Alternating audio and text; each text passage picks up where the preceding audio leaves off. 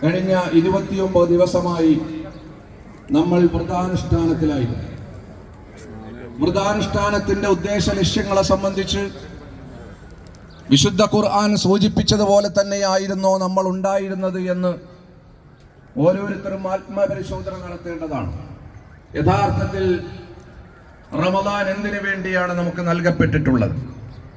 ഇന്ന് ഈദിന്റെ സന്തോഷത്തിലേക്ക് നമ്മളെ കൊണ്ടുവന്നെത്തിച്ച റമദാനാണ്. ആ റമദാനിനെ നമ്മൾ എങ്ങനെയാണ് സ്വീകരിച്ചിട്ടുള്ളത് എന്നത് ആത്മവിചിന്തനം നടത്തേണ്ട ഒരു സംഗതിയാണ്. പലപ്പോഴും നമ്മൾ നമ്മുടെ അമലുകളെ കുറിച്ച് അത് അള്ളാഹു പറഞ്ഞതുകൊണ്ട് സ്വീകരിക്കപ്പെടുമെന്ന് താല്പര്യപ്പെടുന്നവരും ആശ്വാസപ്പെടുന്നവരുമാണ്. യഥാർത്ഥത്തിൽ നമ്മുടെ അമലുകൾ സ്വീകരിക്കുന്നത് അത് അമൽ ചെയ്തത് കൊണ്ട് മാത്രമാവുകയില്ല. ആ കർമ്മം ചെയ്തത് കൊണ്ട് മാത്രം ഞാൻ അള്ളാഹു പറഞ്ഞത് കൊണ്ട് അമൽ ചെയ്തിരിക്കുന്നു, അതുകൊണ്ട് അള്ളാഹു സ്വീകരിക്കുമെന്ന് പ്രതീക്ഷിക്കേണ്ടതില്ല. മറിച്ച് നമ്മൾ ഏതൊരു അമലിന് ശേഷവും പ്രവർത്തനത്തിന് ശേഷവും അള്ളാഹുവിനോട് പ്രാർത്ഥിക്കണം, റബ്ബന തഖബ്ബൽ മിന്നാ ഇന്നക അന്ത സമീഉൽ അലീം.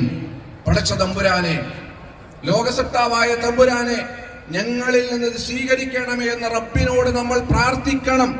പ്രാർത്ഥിച്ചാലേ പടച്ച തമ്പുരാൻ അത് സ്വീകരിക്കുകയുള്ളൂ. അതിലേറ്റവും നല്ല മാതൃക എന്ന് പറയുന്നത് മഹാനായ ഇബ്രാഹിം നബി അലൈഹിസ്സലാമയും ഇസ്മായിൽ നബി അലൈഹിസ്സലാമയും കൂടി രണ്ടുപേരും കൂടി ചെയ്ത ഒരു പ്രവർത്തനമുണ്ട്. അള്ളാഹു പറഞ്ഞതിന്റെ അടിസ്ഥാനത്തിൽ, അള്ളാഹു പറഞ്ഞെടുത്ത് ചെയ്ത ഒരു അടിസ്ഥാനത്തിൽ